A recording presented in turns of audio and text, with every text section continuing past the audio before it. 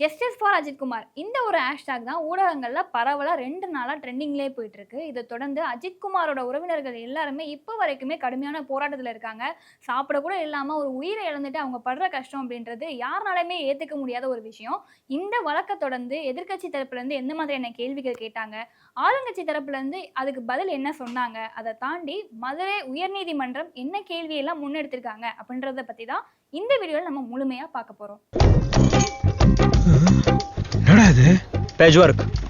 Ajithkumar custody எடுத்து தெரிஞ்சதுக்கு அப்புறமா எந்த பக்கமுமே எதுவுமே பேச மாட்டாங்களே அப்படின்னு நினைச்சிட்டு இருந்தோம். ஆனா இன்னைக்கு காலையில ஒரு நியூஸ் வந்திருக்கு. அதுல சம்பந்தப்பட்ட ஆஷிஷ் ராவத் எஸ்பியை வெயிட்டிங் லிஸ்ட்டுக்கு மாத்திருக்காங்க.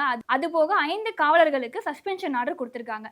இது போக உயர்நீதிமன்றம் மதுரை கிளை தமிழக அரசுக்கு சரமாரியான கேள்விகள் கேட்டிருக்காங்க. அந்த கேள்விகள் ஒவ்வொன்றும் பார்க்கும்போது சரியான கேள்வியா தான் இருக்கு அப்படின்னு நமக்கு தோணுது. அந்த கேள்விகள் என்னென்ன அப்படின்றத பார்த்துருவோமா?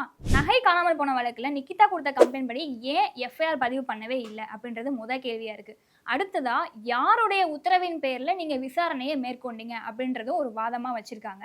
அதுக்கடுத்து பாத்தீங்கன்னா அவங்க பண்ண ஒரு விஷயம், ஆஷிஷ் ராவத்தை எதுக்கு வெயிட்டிங் லிஸ்ட்ல வச்சிருக்கீங்க, இதற்கான பின்னணி காரணம் என்ன, யாரை காப்பாற்ற இந்த முயற்சி நடக்குது அப்படின்ற ஒரு கேள்வியும் வச்சிருக்காங்க. அதை தொடர்ந்து பாத்தீங்க அப்படின்னா 6 பேர் கொண்ட சிறப்பு குழு அமைச்சு இந்த கேஸை விசாரிக்கிற அளவுக்கு அவ்வளவு முக்கியத்துவம் ஏன் கொடுத்தீங்க அப்படின்னும், இந்த கேஸ் விசாரிக்கும் போது போலீஸ் ஸ்டேஷன்ல வச்சு விசாரிக்காம வேற ஒரு இடத்துல வச்சு ஏன் விசாரணை மேற்கொண்டீங்க அப்படின்னு கேள்வியை எழுப்பியிருக்காங்க. தமிழக உயர்நீதிமன்றம் மதுரை கிளையிலிருந்து இந்த மாதிரி சரமாரியான கேள்விகளை தமிழ்நாட்டு அரசுக்கு வச்சுட்டே இருக்காங்க. அதை தொடர்ந்து பாத்தீங்க அப்படின்னா இன்னைக்கு காலையில இருந்து அஜித்குமாரை அடித்த வீடியோ ஊடகங்கள்ல பயங்கரமா அஜித்குமார் காவலர்களால கொல்லப்பட்ட விஷயம் நடந்ததுக்கு அப்புறமா முதல்ல கம்யூனிஸ்ட் சார்பில் இருந்து ஒரு அறிக்கையை வெளியிடுறாங்க. இது கொஞ்சம் கொஞ்சமா வெளியே வருது. ஊடகங்கள்ல பரவலா பேசுறதுக்கு முக்கிய காரணமா இருந்தது 2 கட்சிகள் தான். ஒன்னு பாஜக, இன்னொன்னு அதிமுக. இந்த 2 கட்சியை சேர்ந்தவங்க தான் இந்த சம்பவம் நடந்ததுக்கு அப்புறமா ஜஸ்டிஸ் ஃபார் அஜித்குமார் அப்படின்ற ஹேஷ்டாக் மூலமா ஊடகங்கள் முழுக்க ட்ரெண்டிங் ஆக்குனாங்க. இதை தொடர்ந்து எல்லா இடங்கள்லயுமே அவங்க கேள்வியை எழுப்பிட்டே இருந்தாங்க. தொடர்ந்து இந்த விஷயம் பரபரப்பா பேசப்பட்டு தான் இருக்கு. அதை தொடர்ந்து இன்னைக்கு காலையில எதிர்க்கட்சி தலைவர் எடப்பாடி பழனிசாமி ஒரு ட்வீட் போட்டிருக்காரு. முதல் விஷயம், உங்களுடைய ஆட்சியில 25 கஸ்டடியில் மரணங்கள் நடந்திருக்கு, இதுக்கு என்ன பதில் சொல்ல போறீங்க அப்படின்னு கேட்டிருக்காரு. ரெண்டாவது விஷயம் என்ன அப்படின்னா, இதுக்கு முன்னாடி 2022ல விக்னேஷோட மரணத்துக்கு பச்சையா ஒரு பொய் சொல்லியிருந்தீங்க. அவர் வலிப்புனாலதான் மரணமானாரு அப்படின்னு சொல்லியிருந்தீங்க. அதே பொய்யை தான் இங்க அஜித்குமார் கேஸுக்கும் நீங்க சொல்றீங்க. உடல்நிலை சரியில்லாத காரணத்தினாலதான் அவர் இறந்தாரு, வலிப்பு வந்த காரணத்தினாலதான் அவர் இறந்தாரு அப்படின்னு சொல்லிட்டு இப்படி மனிதாபிமானமே இல்லாம ஒரு பொய் சொல்றீங்க அப்படின்னு அவர் 2வதா கேள்வி கேட்டிருக்காரு. அதுக்கடுத்து அவர் என்ன கேட்டிருக்காருன்னா, உங்கள்ட்ட நல்ல பதில் எதிர்பார்க்கிறோம், டக்குன்னு ஒரு வீடியோவை ரெடி பண்ணி போடுங்க அப்படின்னு சொல்லி கேட்டிருக்காரு. அடுத்து பாஜக மாநில தலைவர் நயினா நாகேந்திரன் அவர்கள் நேத்து ஊடகத்துல ஒரு 9 கேள்விகள் கேட்டிருந்தாரு. அந்த 9 கேள்விகள் தான் உயர்நீதிமன்றம் மதுரை கிளையும் கேட்டிருக்கு. இவ்வளவு விஷயம் நடந்திருக்கே, திமுக கூட்டணி சார்பில் இருந்து ஏதாவது பேசுவாங்க அப்படின்னு பார்த்தா எப்பயும் போல சைலண்டா தாங்க இருக்காங்க. இதுக்கு முன்னாடி கம்யூனிஸ்ட் கட்சியில இருந்து ஒரு அறிக்கையை விட்டுருந்தாங்க. அதுக்கப்புறமா ஏதாவது பேசுவாங்கன்னு பார்த்தா அபிஷியலா எதுவுமே பண்ணல. அதுக்கு அடுத்ததான் விசிக அவர்கள் தலைமையில இருந்து அபிஷியலா ஏதாவது வருமான்னு பார்த்தா அதுவும் வரல. பிரஸ் மீட்ல ஒரே ஒரு கேள்வி கேட்டிருக்காங்க. இந்த விஷயத்தை பத்தி நீங்க என்ன நினைக்கிறீங்க அப்படின்னு கேட்டதற்கு அவர் என்ன சொல்லியிருக்காரு அப்படின்னா, கண்டிப்பா நடவடிக்கை எடுக்கப்படும், இது கண்டனத்துக்குரியதுதான் அப்படின்னு சொல்லி முடிச்சிட்டாருங்க. இதை தவிர்த்து திமுக கூட்டணி கட்சிகள் ஏதாவது பேசுவாங்களா அப்படின்னு பார்த்தா எதுவுமே பேசலங்க. அப்படியே இதை விட்டுட்டாங்க. கொஞ்சம் யோசிச்சு பாருங்களேன், ஒருவேளை அதிமுகவும் பாஜகவும் இந்த விஷயத்தை கையில எடுக்காம இருந்திருந்தா மீடியால இந்த ஒரு விஷயம் பரவலாயிருக்கவே ஆயிருக்காது. 24 கேஸோட 25வது கேஸா அஜித்குமார் கேஸும் ஆட் ஆயிருக்கும். அவ்வளவுதான். இவங்கெல்லாம் ஒரு பக்கம் இருக்கட்டும், ஆளுங்கட்சியை சேர்ந்தவங்க அமைதியா இருக்கிறதும் எதிர்கட்சியை சேர்ந்தவங்க கேள்வி கேட்கறதும் எப்பயுமே வழக்கமா தமிழ்நாட்டில் நடக்கிறது தாங்க. இதை தாண்டி மாற்று அரசியல் கொடுக்குறோம் அப்படின்னு சொன்னவங்க ஏதாவது கேள்வி எழுப்பியிருக்காங்க அப்படின்னு பார்த்தா அவரு ஒரு கேள்வி எழுப்பியிருக்காருங்க. அட, நம்ம டிவிக்கேவை தாங்க சொல்றேன். கபட நாடகம் ஆடும் திமுக ஆட்சியில காவல்துறை கட்டுப்பாட்டுல இருக்கிறவங்க கொல்லப்படுறது அப்படின்றது புதுசே இல்ல அப்படின்னும், இந்த வழக்குல ஸ்பெஷல் இன்வெஸ்டிகேஷன் டீம் அமைச்சு தகுந்த நீதி வாங்கி கொடுக்கணும் அப்படின்னு கண்டனத்தை தெரிவிச்சிருக்காங்க.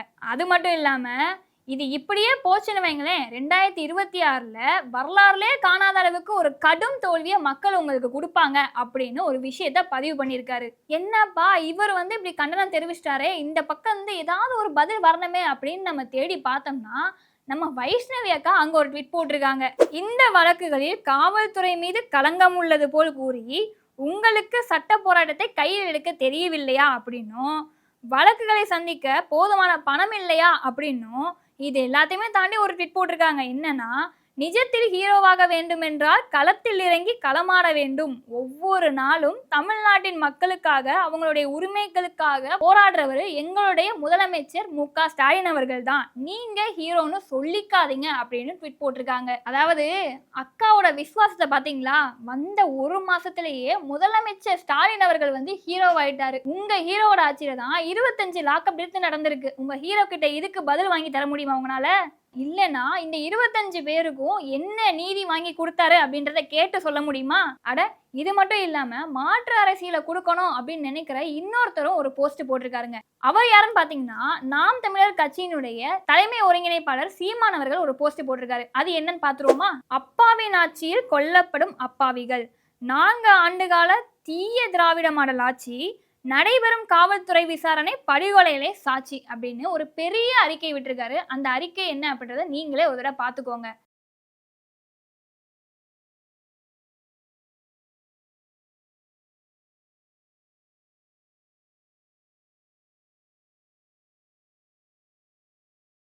இப்படி அஜித்குமாரோடைய மரணம் அப்படின்றது தமிழகத்துல ஒரு பெரும் அதிர்வலைகளை ஏற்படுத்தியிருக்கு. இந்த விஷயம் தொடர்பாக முதலமைச்சர் மு.க. ஸ்டாலின் அவர்கள் ஏதாவது பதில் கொடுப்பாரா அப்படின்னு பார்த்தோம்னா, முதல் விஷயம் அபிஷியலா எந்த விஷயமே வரவே இல்லை.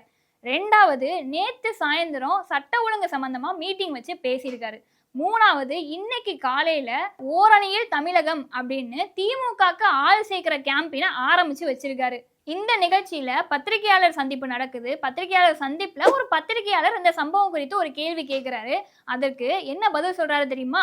பாத்தீங்கல்ல வீடியோவை, அதான் நடவடிக்கை எடுத்திருக்கோமே அப்படின்னு சொல்லிட்டு கடந்து போயிட்டாரு. இதே மாதிரி தான் இதுக்கு முன்னாடி இந்த 24 கேஸுக்குமே நடவடிக்கை எடுத்திருக்கோம் அப்படின்னு சொன்னீங்க. ஆனா அவங்க எல்லாருக்குமே தகுந்த நீதி கிடைச்சதா, குற்றம் சாட்டப்பட்டவங்களுக்கு தண்டனை கிடைச்சதா அப்படின்றது இன்ன வரைக்குமே தெரியப்படவே இல்லை. குற்றவாளிகளுக்கு தண்டனை கிடைச்சதா அப்படின்னு கேட்டாலும் அதுக்கும் பதில் கிடையாது. அதே மாதிரி தான் இந்த கேஸுக்கும் அதான் நடவடிக்கை எடுத்திருக்கோமே அப்படின்னு சொல்லிட்டு போறீங்க. இது எங்க போய் முடிய போகுது அப்படின்னு எனக்கு தெரியலங்க. உங்களுக்கு தெரிஞ்சா கமெண்ட் பண்ணிட்டு போங்க.